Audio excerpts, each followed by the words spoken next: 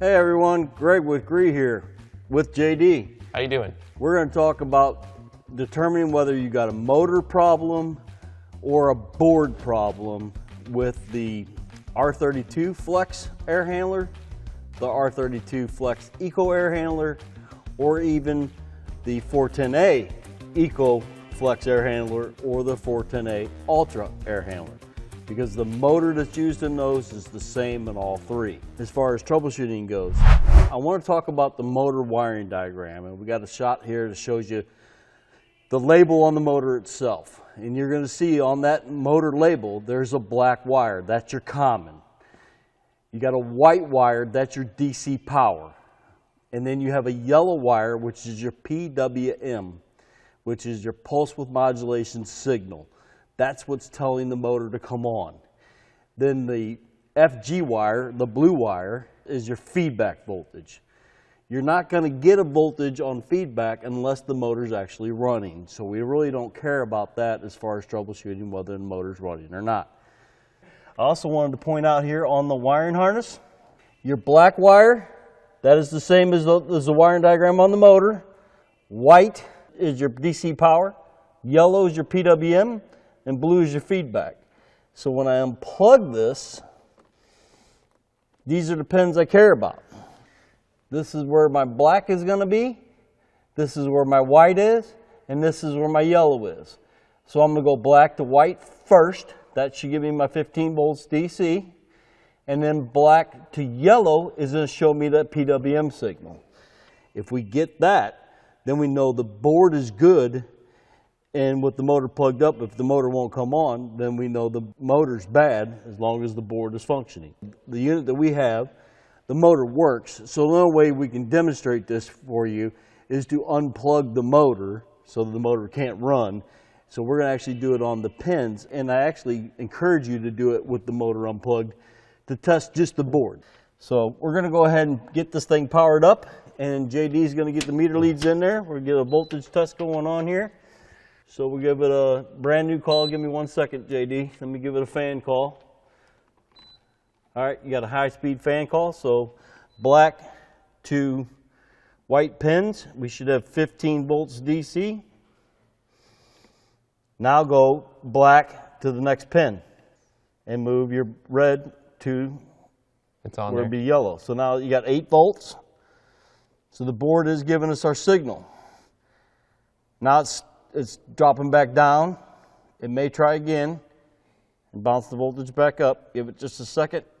Is the green light blinking on that board? Not yet. It just started blinking. Okay. Once you see that green light start blinking, it's no longer going to give you that PWM signal. So now you've got to power cycle it to get it to it, or wait a little bit. It'll actually try again. Go ahead and put the meter lead back up there. It hasn't locked yet. So we should start seeing it again here in a minute. And you can kind of see whether that board's still blinking. It's trying again. The green light went away. So let's go up to 3, 4, 5, 6, 7, 8. And then it's holding steady there. Probably going to start blinking that green light again. I'll tell you when. Now. Okay. So once that green light starts blinking, it's going to stop giving you that PWM signal. And we figured out it was 3 tries. Yep. 3 tries, then it locks out. If it locks out on you guys, especially if you got H1 and H2 hooked up between the indoor and outdoor unit, you got to power off both the outdoor and the indoor. And you got to power it off for good, it was a couple minutes. Yes. So I give it like 5 minutes, then power it back up, and you should be able to start all over again if you didn't get a chance to get all your measurements properly. But as you can see from the voltage readings we did, the board is doing exactly what it's supposed to be doing. We got our steady 15 volts, which would be on the plug would be the black and white wire on those pins. And then we went black to where the yellow wire would be on that pin.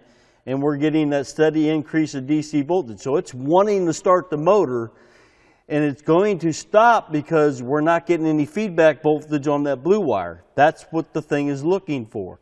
It sends the PWM signal out, it looks for that feedback voltage back so it knows the motor actually came on and is running. So if the motor's unplugged or the motor's bad, you're never going to get that feedback voltage. And don't forget that you got to make sure if you're using RS-485 that you absolutely got a fresh fan coil, or if you're using 24 volt, you need to verify you're getting 24 volts to GNC. So another way you might want to test this is if you look at the service manual and you set the dip switches, even if you're using RS-485, you can disconnect your H1 and H2 for a minute. You can change that dip switch for 24 volt. SA1 to the on position, SA1 number 1 to the on position. Jump R to G. Now you know you got your 24 volts, and the test would be exactly the same. Yep. So the only way you can really test this is the board doing what it's supposed to be doing to send out the signal to tell the motor to run? And maybe it is. The only thing that might be failed is the module is not sending the feedback. Either way, it's still a bad motor, right? Right. So, but if you're getting the pulse out off the board and the steady 15 volts, then it's not the board. You got a motor problem. Yep. Okay? Well, with that, agree? We're by your side. We're by your side.